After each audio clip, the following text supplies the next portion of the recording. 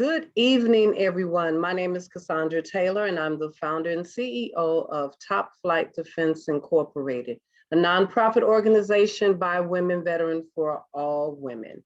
Today, we are going to talk about Social Security 101, all that you want to know. And our guest today is, did I just forget your name? Oh my goodness. Josephine Mueller and Daniel Summer, Cassandra, and we are excited to be here with you today. No worries. Well, okay, that's well, go okay. ahead, introduce yourself and let's begin. Well, fortunately for us, Josephine, we know our names. So this is not going to be a problem at all. I'm Daniel Summer, Public Affairs Specialist in the Chicagoland and in Indiana area. But I'm not the only person who gets to run around and talk about Social Security to the public, because that's what a public affairs specialist does. Joining me is my colleague, Josephine Mueller, and she knows lots of stuff. So today we're going to talk to you about Social Security, and Josephine will tell you just a bit about herself. Josie? Thank you, Mr. Summer. And as you mentioned, I am Josephine Mueller. I'm a public affairs specialist as well. I cover the Chicago metropolitan area, and Daniel and I, we work together to share information in regards to all of Social Security's programs and benefits. And we thank you, Ms. Cassandra Taylor, for having us here with you at Top Flight Defense, sharing this information with all of your Top Flight Defense friends on Facebook Live. So if you're watching us now live, thank you for viewing this presentation. We hope that you are able to gain a lot of information and knowledge in regards to all of Social Security's benefits and programs, because we're going to touch base on a little bit of everything, and we're going to show you how Social Security is with you throughout life's journey. But before we get started, we do have to read our disclosure. We understand that this presentation is being recorded, and participation in this presentation does not constitute an endorsement by the Social Security Administration or its employees of the organizations and information and products not provided by the Social Security Administration. So without further ado, we're going to dive right into this presentation. So you've got myself and Mr. Summer, who's jumping off the screen here, because I know he's jumping for joy because we are here with all of you. Thank you once again for watching us. We're going to talk about Social Security 101, but we're going to update you on some things that have changed for 2022. And one update for 2022 is the cost of living adjustment, the COLA. Social Security and Supplemental Security Income SSI benefits for approximately 70 million Americans increased 5.9% this year in 2022. So that is some news for 2022, some good news for 2022. And we also want to show you a few things on our website before we jump into retirement benefits. So this right here is our main page. If you go to ssa.gov, and when you look for us online, make sure you type .gov at the end, because there are sites that are posing as Social Security and they are not. They are .com or .something else. They are not us. When you go to our website, make sure you enter ssa.gov. That is our website. So once you do that, this is what you're going to see here. You're going to see the main page. And if you look at the very top, it says COVID-19 updates. If you click on that mustard orange tab, it's going to take you to this next page where it tells you different things that are happening right now in regards to Social Security's benefits and programs with COVID-19. It'll give you information on our office status. Also, it lets you know how to conduct business with us during the pandemic. So when you click in that box where it says conducting business with us, you're going to see this right here, how to get help from Social Security. Now, Social Security is open. We have remained open. We're just open in a different way. And of course, if you would like to apply for benefits, whether it's retirement, Medicare, disability, or if you'd like to, file for a replacement Social Security card, apply for a replacement Social Security card, you can do many of those things online if you visit us at ssa.gov. A lot of transactions that you would do with us can be done online on our website in the comfort of your own home. However, we understand that at times you may not be able to go online. You may not have access to the online services, which is okay. Or maybe you don't feel comfortable with it, which is also perfectly fine. Your other option is you can call us. You can call us at 1-800-772-1213. That's our national Social Security hotline. or you can call your local Social Security field office. And if we're not able to help you via phone, if you went online, or if you're not able to go online, you tried through the phone and we're not able to assist you or complete your request via phone, the next step is scheduling an appointment. We can schedule you an appointment, and we are scheduling some in-office appointments, but you do have to call in advance and schedule that appointment in order to be seen in our offices. So that's a little bit about how to get in touch with us. And I mentioned the 1-800 number, which is the National Social Security Hotline. However, if you would like to speak to a local representative, somebody who works locally in your area, you can use our field office locator, which can be found at www.ssa.gov/, entering your zip code, and you can click locate and you'll find what your local Social Security field office's direct line is. In addition to the direct line, you're going to have a fax number that's going to show up, as well as their address. So if you need to mail any documents in, you'll be able to mail those documents to the address that appears. And continuing on, talking about different resources that are available on our website, as you can see, these boxes have different topics. And if you click on any one of the topics that you're interested in, you're going to find an abundance of information. But I want to draw your attention to where it says FAQs, where this question mark is here at the bottom right. Those are our frequently asked questions. And if you go there, you're going to see that there's a list of the most frequently asked questions. And this section right here is very nice because it's a lot of things that people want to know. How do I apply for a replacement Social Security number card online? If you click there, it's going to tell you how, and it's going to give you a step-by-step process. So lots of great information and resources in this section where it's the frequently asked questions. Now, on our front page, we also have a section for publications. So if you're interested in reading more about Social Security, say it's Medicare that you're interested, or retirement that you're interested in, you can go to the publication section. You can read the publication. You can audio listen to the publication. You can change the language if you want to listen to it in a different language. Or if you're an organization and you would like publications sent to your facility, you can order publications for your clients sent to your facility, all at the price of free. So you will not have to pay for these publications. You will not be charged. All you have to do is request these publications via email, and you can click on the order button here, and then it's going to go ahead and guide you on how to order these publications. In addition to ordering publications online, you can view forms, and you can print these forms out, and you can use these forms to mail into your local office if you are requesting a service. So that is also on our front page. We have lots of forms, and the forms, of course, are also free. And continuing with you throughout life's journey, we're going to get into how Social Security is with you when you start work. I know I started work when I was 15. I was super eager to start working because I was eager to receive that first paycheck. I wanted to buy back to school clothes, and I wanted to buy back to school shoes. So I got my summer job when I was 15. And I also like to talk a lot. So my mom said I needed to help her pay that phone bill. So I went ahead and I received that first paycheck, and I noticed that there was some money missing. And I'm like, well, you know, my math isn't the best, but it's definitely not the worst. So I put in a complaint to who? Well, my mother. And so I let her know I had a problem. I said, I'm missing some money here. And she's like, no, she's like, these are taxes that are coming out so that later on when you retire, you're able to collect Social Security retirement benefits. And at 15, it felt like such a long ways away. And I said, do I have to do this? Is this something can I elect to opt out of it? And that's where she informed me that no, I could not elect to opt out of it. It is something that automatically comes out of your paycheck. And so at the time, I didn't realize how important these taxes are, or I didn't have the appreciation that I have for them now. So what is FICA exactly? Well, it's a U.S. federal payroll tax that's deducted from each paycheck. It stands for the Federal Insurance Contributions Act, and the total deducted is 7.65%. Your employer matches this for a total of 15.3%. It helps fund both Social Security and Medicare programs, which provide benefits for individuals who retire, individuals who become disabled, as well as children, spouses, and so much more.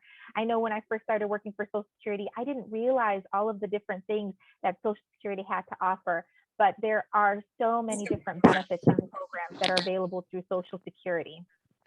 Now, many people also ask us, well, how does someone qualify for Social Security retirement benefits? How does that happen? And so what we let people know is they're qualifying by earning credits. When you work and pay into Social Security taxes, you're essentially earning credits. You need a total of 40 credits, which comes to be about 10 years of work, and you must be 62 or older in order to be eligible for Social Security retirement benefits. 62 is the age that is the earliest you can start drawing Social Security retirement benefits. And each $1,510 in earnings gives you 1 credit. Now, that is the amount that gives you 1 credit this year in 2022. This amount varies from year to year. So in order to keep yourself updated, you're going to want to visit us at socialsecurity.gov in order to see what these figures are. And of course, this presentation is current as of February 8th, 2022. So if you're watching this in the future, you're definitely going to want to visit us at socialsecurity.gov just to make sure that all the information that you're hearing right now is current and up to date. Now, you can earn a maximum of 4 credits per year. So any given year, you can earn 4 credits. And to earn 4 credits in this year, 2022, you must earn at least $6,040. So many people may say, well, you know what? I'm going to earn more than $6,040 this year in 2022. Can I get more than the 4 credits? And the answer to that is no, because keep in mind, 4 credits is the maximum amount of credits that any of us can earn in any given year. Now, that is how someone qualifies for Social Security retirement benefits. But how does someone determine, how do we determine your monthly Social Security retirement benefit? And this is another great question. Many people ask Mr. Summer and I, well, you know, my monthly Social Security retirement benefit is one amount. My neighbors is another amount. My sisters, my brothers is a completely different amount. How is this possible? How does this happen? Why are all of our amounts different? Well, that is because your benefits are based on your earnings, and not one of our earnings record is going to be the same or like the other. And that's because we've all done different things throughout our careers. We've all earned different amounts throughout our careers.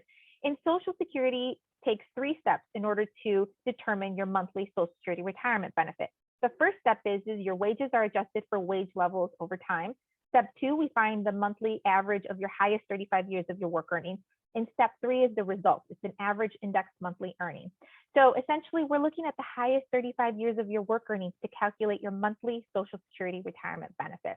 And I know I love estimators because, like I mentioned at the beginning, my math is not the best.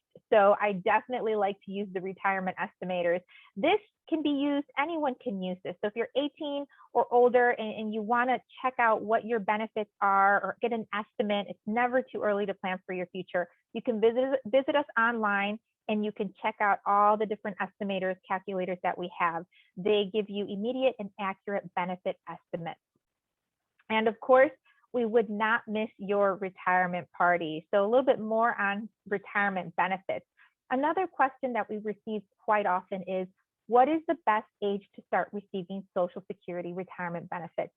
We get asked this all the time. And as much as we want to give you a direct answer to this question, we're not able to. And that's because your benefits are based, all of our benefits are based off of, the best decision is based off of our personal situation, such as our financial situation, our health history, our family longevity, the longevity in our family. So it all depends on different factors, whether or not it's best to take the benefit early, to wait till full retirement, or delayed until age 70. So this chart right here is a nice example to show you what your options are. So the earliest that somebody can start drawing Social Security retirement benefits is at age 62. And in this example, this person, if they were to take their benefits early at age 62, their monthly Social Security retirement benefit would be $750 a month. But if this same person at age 62 were to say, you know what, I'm not going to take my benefit now, I'm going to wait until I'm full retirement age, and for this person it's 66. I'm going to wait until I'm full retirement age because my health is in great situation, my financial situation is great. I can delay, I can wait until my full retirement age 66. If this person waited till 66, they would receive $1,000 per month. Now, if this same person at age 66 were to say, you know what, 66, I still feel great. My family, we live a long time. My grandmother, my grandfather, they lived well into their hundreds. There's longevity in my family. I'm going to wait to take my Social Security retirement benefit until I'm age 70. If this same person said that and delayed until age 70, they would receive $1,320 per month at age 70. And that's because past age 66 or past your full retirement age, your monthly Social Security benefit grows 8% per year. Now, this is just an example here of what it would be for someone who is taking their benefit early and throughout the years up until age 70, because really you can take your benefit at any point. So you can see here though how the benefit grows over time.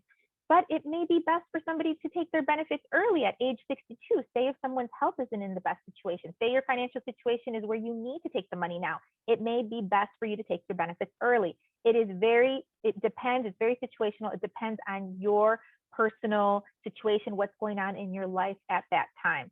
So those are important things to take into consideration when making this very important decision as far as when to start drawing your Social Security retirement benefits. Now, remember I mentioned that the person in the previous example on the slide was full retirement age at age 66. Well, that was true for that person because that person was born between 1943 through 1954. For individuals born between 1943 through 1954, their full retirement age is at age 66. Now, full retirement age is different for all of us depending on what year we were born. And you may be wondering, what does full retirement age mean? What does that mean? Well, full retirement age means that's when you receive or you're eligible to receive 100% of your benefit. Because if you take your benefit early before that, it is reduced due to taking it early. Now, for individuals born in 1955, their full retirement age is 66 and 2 months. If you were born in 1956, your full retirement age is 66 and 4 months. If you were born in 1957, your full retirement age is 66 and 6 months. If you're born in 1958, your full retirement age is 66 and 8 months. For individuals born in 1959, full retirement age is 66 and 10 months. And if you were born in 1960 or later, your full retirement age is at age 67. And once again, full retirement age is when you receive 100% of your benefit. Now, if somebody decides to take their benefit early at age 62, if you look over to the right, you see that the percentage is less than 100%. That's because that's what the person receives at age 62 if they were to take their benefit at age 62. As you can see, that percentage is lower than 100%. Now, on the far right, you're going to see percentage at age 70. As you can see, all of these figures here are over 100%. And that's because at age 70, a person receives over 100% because at 66, at full retirement age, you receive 100%. But if you delay past full retirement age at age 70, you're going to be receiving amounts significantly over 100%. So those are the percentages based on a year of birth. Now that chart, that information can also be found on our website at socialsecurity.gov. But what if we're in a situation where an individual is taking their benefits early? Say somebody wants to take their benefits early or does take their benefits early, and they also decide they want to continue to work and earn wages while receiving their monthly Social Security retirement benefits. Can you do that? Many people ask us, can I do that? Is that possible? And the answer to that is yes. However, you want to keep in mind that if you are drawing your monthly Social Security retirement benefits early and you're working at the same time, you are subject to an earnings limit. And for individuals in that situation this year in 2022, if they earn over $19,560 over in this year, for every $2 they go over, $1 is reduced from the monthly Social Security retirement benefit. And for an individual that is turning full retirement age in the year that they chose to take their benefits, but they took their benefits the month before they actually turned their full retirement age, their earnings limit increases to $51,960. And for every $3 they go over, $1 is reduced from the monthly Social Security retirement benefit. And if somebody is receiving their Social Security retirement benefits at full retirement age, whether that's 66 in a few months, or age 67, at full retirement age, if you work and you're earning wages and you're collecting your monthly Social Security retirement benefit, you are no longer subject to any earnings limits. So that's a little bit about working while receiving benefits. And these are the figures for the year 2022. Now, these amounts can change, and they do change from year to year. So you'll want to keep yourself updated by visiting us at socialsecurity.gov. But continuing with you throughout life's journey, my colleague, Mr. Summer, is going to talk to you about how Social Security is with you if the unexpected were to occur. Daniel? Thank you, Josephine. You know, Most of us expect to retire, and so we're very glad that you brought us that information about retirement. But you know, the thing that we don't expect is to become disabled. That always happens to the other guy. But guess what? 1 in 3 individuals who are working will at some point become disabled during their working life. That might be a brief period in which they are disabled, or it might be long lasting, or maybe even permanent. But never fear, the Social Security Administration that you pay those FICA taxes to protects you in that situation. And the same FICA taxes that set you up for retirement can protect you in the event of a disability. Now, the Social Security Administration has 2 programs for individuals who find themselves disabled. Onward. I'm going to tell you a little bit about each of these programs. And you know, the first of those programs is disability. Now, this program requires a person to have a few things happening. For one, you must have an illness, injury, or condition, or combination of conditions. Doesn't matter if it's mental, physical, psychological, emotional, or some medical, or some combination of those that prevents you from doing what we call substantial work and is expected to last a year or longer or result in death. Second, you must be younger than full retirement age to get disability. And of course, for people with visual impairments, it's a little different. So people who are blind, there are separate requirements that we're not going to go too much into today, but that's the basic. Now, let's talk about the other program, Onward, because that is disability. It's based on your work and earnings. Looks like before we do that, we're going to talk about substantial gainful activity. Now, when I said you must not be able to work substantially, well, guess what? That means earning $1,350 per month. And for individuals with visual impairments, there's a different figure. And we count those things sometimes when a person is going back to work, and we call them trial work periods. And that means that people do have an opportunity to work and get disability for a time. But there's the other program called SSI, and it has a federal benefit rate maximum of $841. I'm going to tell you a bit about that. Onward. Now, I promised you information about the second program other than disability from Social Security. And here it is. It's SSI, a needs-based program for individuals who find themselves disabled. What if you don't qualify for disability, or the amount that you get for disability based on your work is pretty low? Well, guess what? Social Security doesn't leave you out. For individuals who may not have enough credits, for instance, they were homemakers, or they become disabled very young, 18, or even born with a disability, well, those individuals could potentially receive SSI if they have low income and resources. These are people who need to meet the same criteria for being disabled as for disability. But there's one group of people who don't need to be disabled at all to receive SSI, because supplemental security income is for people who have low income and resources. And if an individual is 65 and over, they don't have to even be disabled. So if you know of someone, even if they've got other income from Social Security or other sources, but you think they could use a little help, send them our way, because if they're 65 or older, they just may qualify for a payment from every month from SSI. Onward. So now we keep moving, and I'll compare those programs. Remember, to the left, disability payments are based on your work and earnings. So that's to the left. To the right, SSI is assistance. It comes from the Treasury. Now, disability is an insurance that you earn by paying into Social Security through your taxes, the same FICA taxes that you get your retirement. And guess what? SSI is needs-based. In other words, if you've never worked, you can still potentially get SSI if you meet the criteria. Now, to the left again, disability pays benefits to individuals who are unable to work, and the amount of income they have, it just doesn't matter because they've paid into this program. But with SSI, guess what? You got to have limited income and resources because it's assistance. Now, each program has benefits for children. Sometimes with SSI, for instance, it's an individual impairment.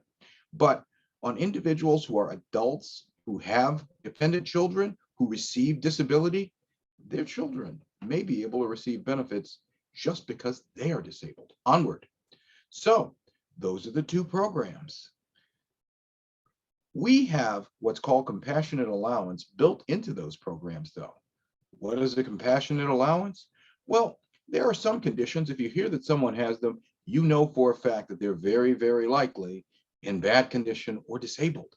So we quickly identify these claims. For instance, if someone has stage 4 cancer or Lou Gehrig's disease or something very debilitating, sometimes like Down syndrome, well then, if they meet the listings, we target these most obviously disabled people and we expedite their claims to get them the payments as soon as possible. For more information about compassionate allowances, go to socialsecurity.com/compassionate allowances. Onward. But it's not just people with severe conditions. They're individuals who are vets. The Wounded Warriors program makes sure that veterans with 100% disability ratings from the VA also get expedited service from Social Security. And we make those decisions rapidly too. And just like with the compassionate allowance, we want to get those funds in the hands of the most obviously disabled people first. For more information, go to socialsecurity.gov/veterans. So now, as we move forward here, if you were to file a claim for disability for SSI and didn't get the result you want, let's just say your claim was denied. Well, guess what? That's not the end of the process, because during that filing, you've given us certain information about your doctors, hospitals, medications, also where you've sought treatment. And with your permission, we would send that information to the Disability Determination Service and they would gather your medical records. Guess what? That's how they make the determination. But what if they say, no, we don't think you're disabled? Well, that's not the end of the process. You have the right to appeal that decision within 60 days on the date of the letter that denies your claim. In other words, that's not all. And if that happens, we'll ask you if there's anything that has changed for better, for worse, or the same, different medications, different doctors, etc. And we'll send that information back to the Disability Determination Service, and they will send a different person to review it. So it's not the same person who looked at the first decision and said no, so that it's fair to you. They may just say, hey, this is an allowance. Either they were sicker than we thought, or perhaps for some reason, we denied this claim and we should have allowed it. But what happens if they denied it again? Well, they're still not over. You have the right to have a hearing before an administrative law judge. So don't give up. If you believe yourself to be disabled, get in there and file those claims. Onward. So that's how the disability process works. But disability is just one place in life's journey that Social Security supports you. There are others. Onward. And this place is where I get cold feet and turn it over to Josephine, because there's a picture of a bride and groom. You know how us guys are about that stuff. And guess what? There are spousal benefits that a person can get. So I'm going to turn this over to Josephine, who loves weddings. Even though wedding cake is delicious, you know how it goes. Josie? Thank you, Daniel. And yes, we are going to be talking about spousal benefits next. And that was great information in regards to Social Security disability benefits and SSI benefits, because I think it's so important for people to know the difference. Social Security disability benefits are based off of your earnings, what you worked and paid into Social Security. But what if you are in a situation where you didn't pay into Social Security, you didn't have enough earnings because say maybe you were a homemaker, or you became disabled early on in life? There is a program for you, which is SSI. So thank you so much for that great explanation, because it's so important for our viewers to know that, know the differences and what's available out there for them. Now, we're talking about spousal benefits, transitioning into spousal benefits now. And what I'm going to do is I'm going to read this slide, but I always like to provide an example with 3 different scenarios after I read this slide to help clarify this slide. So what exactly are spousal benefits? Well, the benefit is 50% of the worker's unreduced benefit. There's a reduction for early retirement, and if the spouse's own benefit is less than 50% of the worker's, the benefits are combined. It does not reduce payment to the worker, and the benefit is 100% regardless of age if a spouse is caring for a child under age 16 or disabled. Now, in the first scenario that I like to give, I like to use myself. So we're going to fast forward time, and let's just say that I'm full retirement age right now. And let's say that my full retirement age is age 66. So I'm full retirement age, I'm age 66, and my spouse, Mr. Mueller, is also full retirement age, and he's age 66. Now, Mr. Mueller goes to apply for Social Security retirement benefits, or he calls Social Security and he completes an application, and Social Security lets him know, Mr. Mueller, you're eligible for $2,000 per month from your Social Security record based off of your earnings. So you'll be getting $2,000 a month based off of your record. So that's his monthly Social Security retirement benefit. Now he comes home and he lets me know this, and I'm excited for him. But I say, well, I want to apply for benefits too. So I call Social Security and I ask to apply for my own Social Security retirement benefits. But I have primarily been a homemaker, so I don't have very many earnings on my record. So Social Security lets me know that I'm not eligible for benefits off of my own record. So I let Social Security know, well, I'm married and my spouse just let me know that he's going to be receiving $2,000 a month. Am I eligible for spousal benefits? They're going to take my information down. They're going to ask me for my spouse's information, and they're going to see that I am eligible for spousal benefits. And in fact, I'm going to be eligible. I'm full retirement age right now. And so I'm going to be eligible for the full 50%. So that means I'm eligible for $1,000 per month based off of Mr. Mueller's record. Now that's where I want to draw your attention to the bullet point that says the benefit is 50% of the worker's unreduced benefit. And it's unreduced because I'm full retirement age. These figures will change if you're taking the benefit earlier. Now, moving on, my spouse may say, well, Josephine, I love you and all, but I don't know if I feel great about you drawing benefits off of my record. Is that going to reduce what I receive every month? He said he receives $2,000 every month. He's concerned that I'm drawing spousal benefits off of his record. And that's where I want to draw your attention to the bullet point where it says it does not reduce payment to the worker. Mr. Mueller is the worker. Because I'm drawing Social Security retirement benefits off of his record is not going to reduce it's the spousal benefits. It's not going to reduce his monthly amount. He's going to continue to receive $2,000 per month from Social Security based off of his earnings. When we work and pay into Social Security, we're not only working and paying into it for ourselves, but we're working and paying into it for a family. Therefore, he will not see an impact on his benefit, even if I'm drawing benefits as a spouse.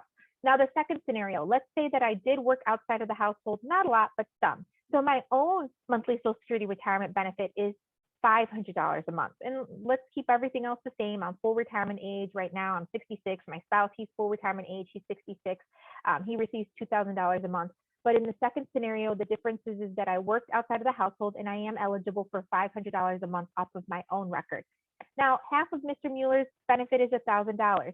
What's going to happen here is I'm going to be eligible for my own benefits, the $500 a month, and I'm going to be eligible for $500 off of Mr. Mueller's record as a spouse to bump me up to that $1,000, that half amount of his. So that's where I want to draw your attention to the bullet point where it says if the spouse's own benefit is less than 50% of the worker's.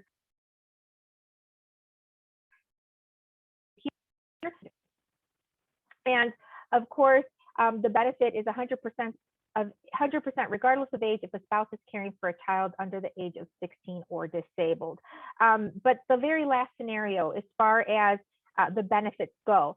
So if I am receiving $3,000 a month, let's say I worked in the very last scenario, I worked and I paid significantly into Social Security. So my own benefit is $3,000 a month.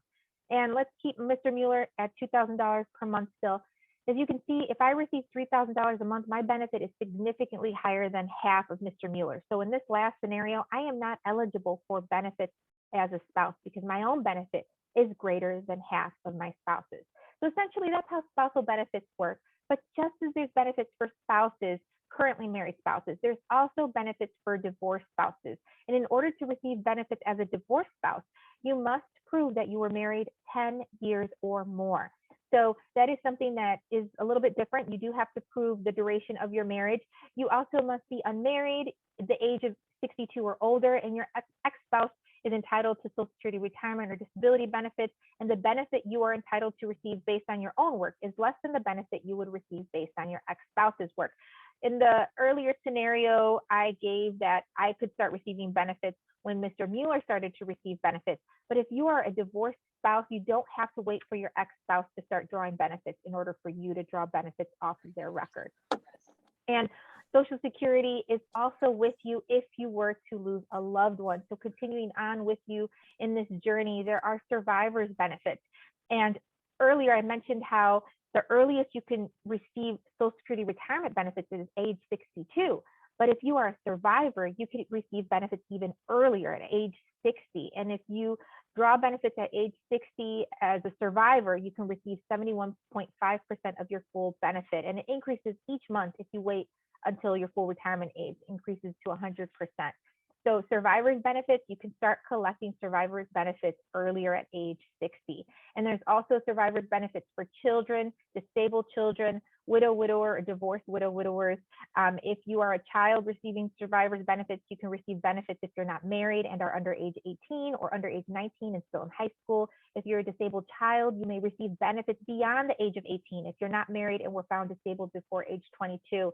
And if you are a widow, widower, a divorced widow, widower, you may get full benefits at full retirement or reduced benefits at age 60, or as early as age 50 if disabled, or at any age if caring for a child under the age of 16 or a disabled child. Now we're going to touch base on Medicare next here, and that will be one of the last topics that we go over. And I'm going to pass it over to my colleague, Mr. Daniel Summer, so he can give you some great information in regards to Medicare. Daniel? Okay, Josephine, I think I just want to go over what Medicare is really quickly because I know that time is of the essence for us here today. So Medicare comes in multiple parts, and there's something called Original Medicare. What does that mean? Well, it is the Medicare that comes from the government. So that would be Medicare Parts A and Parts B. Everything else you see on TV and through commercials, Part C, Parts D, etc., those all come from private companies, which is why they make those commercials and send all that stuff to you. They want your business or your money. But Medicare Part A is this.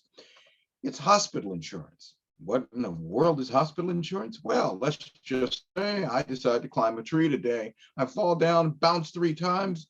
If I were 65 and on Medicare, Part A would take care of me while I'm an inpatient in the hospital. Ooh, bouncing 3 times, that must hurt. But look, if you're that inpatient and you're staying there in the hospital, that's very important. And you earn that Medicare because you pay Medicare taxes while working. So Medicare Part A isn't technically free. You've paid for it, but there's no monthly premium for it while you get it. That's good, right? And most people sign up for it when they're eligible at 65 or when they've been disabled for 2 years. You want to know why?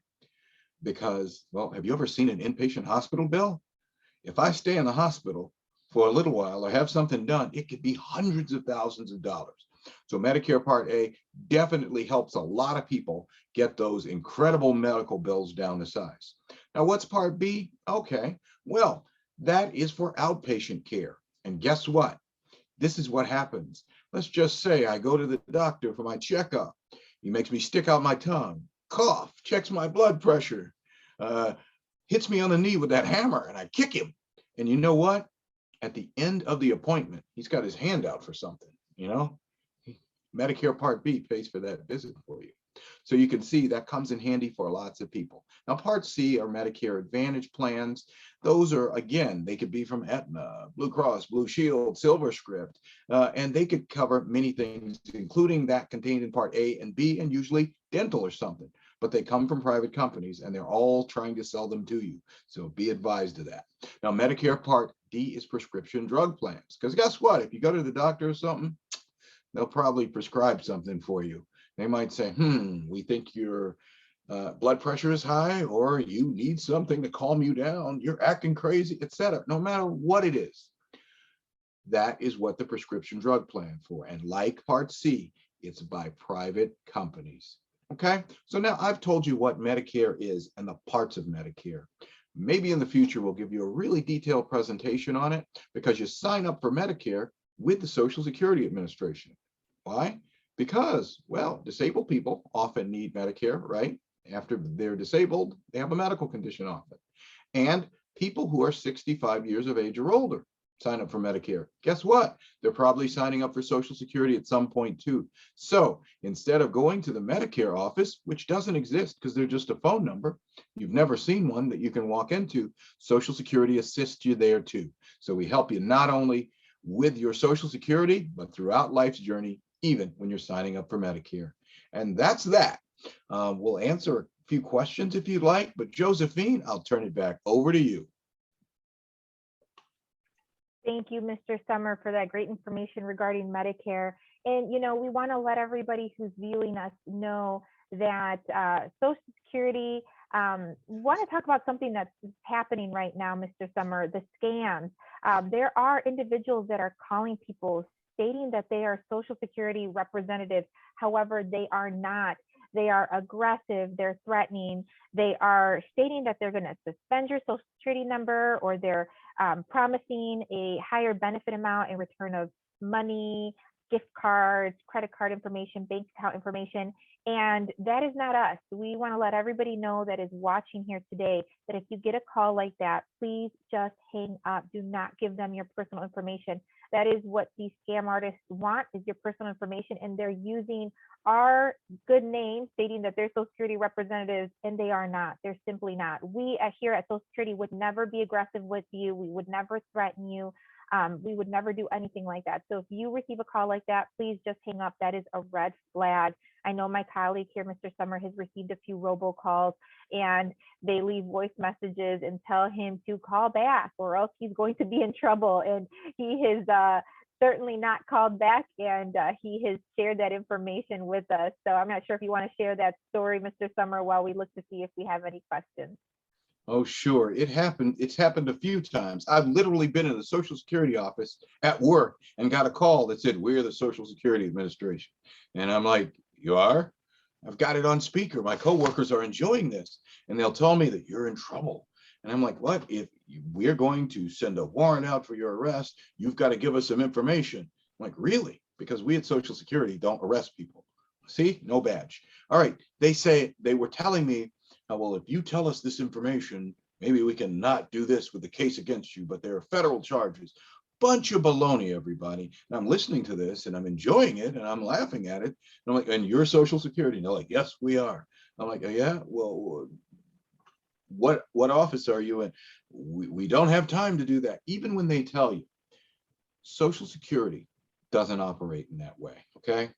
I don't threaten you. I'm a mean man, but I don't go around threatening people. I'm going to stop your benefits, or I don't offer to give you more benefits if you tell me your Social Security number. We don't need it. We're the ones who gave you the Social Security number, so we'd already have it. So there are red flags when they want your bank account. Why would Social Security call you? "We're going to give you an extra benefit." Well, if we're giving you benefits as it is, guess what? We already know where to put them. Don't fall for it. These people are trying some of everything. They're pretty desperate, Josephine, when they call the Social Security guy who gives information out about scams to try to scam him. Don't be fooled. And I tell people, you really want to report these things. We have special numbers. And you know why? Because you might have picked up on it and been smart enough to figure out that these people do not represent Social Security. But what if you have relatives or friends who might get fooled by it and they take their money? The more that you report this information, the sooner we can shut them down. And yes, there have been people who've been caught. There have been people who've been arrested. There have been people who've been fined, sued, and put out of business. And that's what we want to do. Because Josephine and I, we are the Social Security Administration, and we don't like people pretending to be us. Josie? Yeah, and to report that, thank you for that, Mr. Summer. To report that, please go to oig.ssa.gov to report a scam if you have been called by one of these individuals. And it looks like Miss Taylor, Miss Cassandra Taylor, please feel free to chime in here. I see you have your hand raised. Okay, yes, we have a question on our Facebook Live. Someone wants to know, what is the limit on how much you can earn on disability? Well, you know, I'm going to let my colleague, Mr. Summer, answer that one. Mr. Summer? I was just jumping in there without I was being rude, sorry. But you know what? There is a time where there is no limit when you start getting disability. Now, that sounds really crazy, right? Now, the substantial gainful activity amount, Josephine, is $13.50? Or is it $13.50 now? Let me pull that up here, Mr. Summer. Okay. I'm going to go ahead and share that on the screen. Okay. But guess what? Before that kicks in, let's just say you're receiving disability and then you want to try your hand at work. Well, the last thing you want to do is start working and they say, aha, you're working, so you can't get disability, because who knows if it'll work out. But Social Security doesn't do that to you. We give you what's called a trial work period. And that means that for 9 months, it doesn't matter how much you make. Did you hear me? It doesn't matter how much you make. You could make $100 million a month and you still get your Social Security check, because first, for 9 months, we want you to be able to test and try your hand at working without fear of losing your benefits. So let's say those months are over. Then you enter a period where you can get benefits. But if the amount that you're making is below $13.50 per month, then you get a check. Even if it's $13.49.99, you get both the check and the amount you earned. So some people literally structure their work so that they make less than that so they don't lose their benefit. And that sounds like, well, why would Social Security allow that? Here's why. You are supporting the Social Security system when you work. You're still paying into it, and you can make your benefits higher, and you're helping that everyone else get paid. So we encourage you to work. We're not trying to prevent people from working. So let's just say you start making more than $13.50 for a long time. So you're not getting a check, right? In those months. But then after a few years or months, 3 years, 4 years down the line, the bottom falls out and your same condition is too much. What happens? Do you have to start over? No. We have something called an expedited reinstatement. And we just immediately start your benefits back when you tell us that, hey, I'm not able to work. My bad back is back again and I can't do it. We don't even wait to evaluate you first. First, we begin paying you. So you can see, working while being disabled is an option. And so don't be afraid. Remember that number, $13.50. But first, before $13.50 is your limit, before that, you don't have a limit. As long as you report your work and earnings to Social Security, you could make tons and tons of money and get your check for 9 full months. Great question. All right, thank you. I don't Yeah, see. that was a great question. Okay, someone asked, how does it work with home-based businesses? Josephine, would you like to take this one? Or? Home-based businesses, are we talking about self-employment? It sounds like self-employment, right, Mr. Summer? I'll let you go ahead and take Yes. that one, Mr. Summer, and then I'm going to put the My Social Security information on the screen so we can go ahead and conclude with that My Social Security information.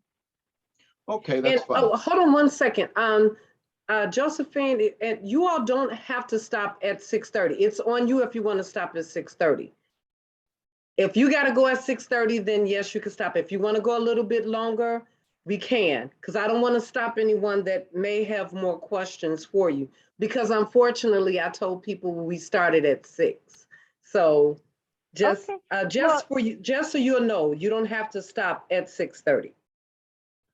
Sounds Okay. great, Ms. Cassandra. We appreciate that. We do have to leave though at 6:30 because we do have some other commitments. I have a Spanish child class that I'm trying to get my son going with Spanish.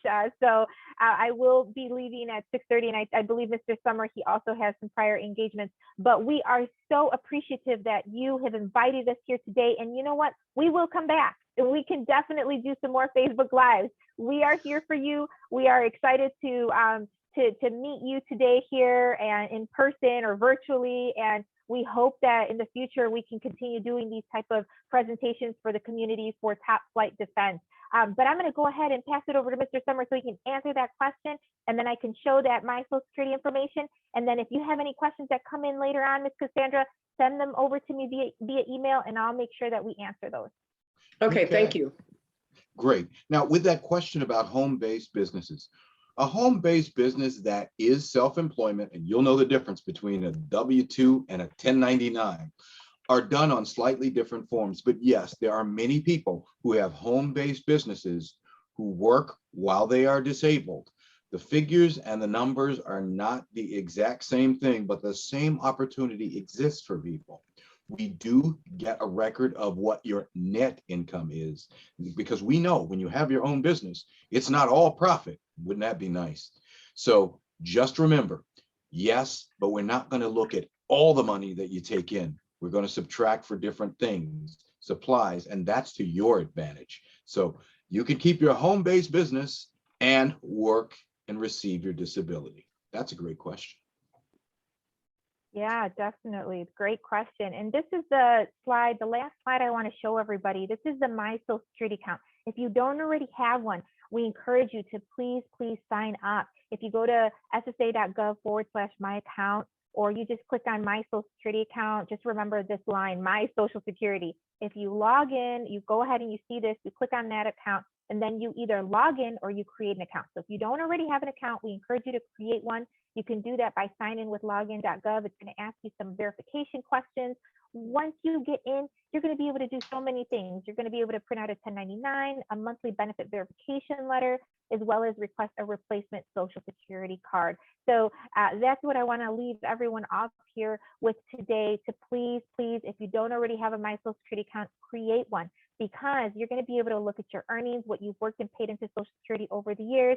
You're going to be able to see estimates personalized to you. It's going to be just everything with your information, and it's a one-stop shop, and it gives you a little bit of control in regards to your Social Security information and transactions that you can do with us online. But once again, Miss Cassandra Taylor, thank you for inviting us. And we hope that we can come back here with all of our friends at Top Flight Defense and present to you again and give you more information in regards to Social Security benefits and programs. From the bottom of our heart, we thank you, and we hope to be back with you guys soon. Yes, Josephine and Daniel, thank you so very much for taking out the time and coming on and doing this presentation. We love it and we appreciate you. So thank you. Thank you. Daniel, you want to say something right quick? I was just going to say thank you, Cassandra. We look forward to coming back and doing this again, because I actually like your photo here and you keep flashing to it when you go off camera. So good to see you, good to meet you. And again, we love sharing information. We've got tons of Social Security topics. We even play a game with certain people that is almost like a quiz show. And you know what? We're going to do a game night then. We're going to do a Social Security game night. Don't play with me. Don't play with me. I can do that. We can get that going if you want. Well, we'll make it